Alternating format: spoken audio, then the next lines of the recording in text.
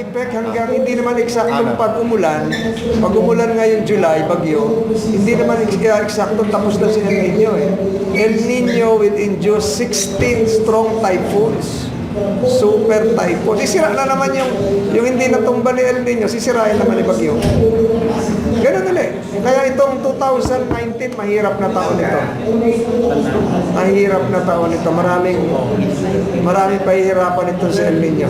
Sir? Thank you. Pero wala namang masama kung foreign corporation. Yun nga, sinabi ko sa yung Korean group sa Bulacan. Ngayon, ang sinusulong ko yung pag nagkaroon tayo ng Department of Water, yung mga desalination machines na galing sa Israel, kahit yung tubig sa Manila Bay, pwedeng inumin.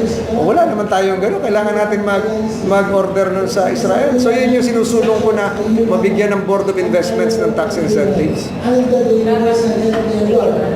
Okay na. Sir, sorry. Ayaw ko po. Agri-agra, yung agri-agra.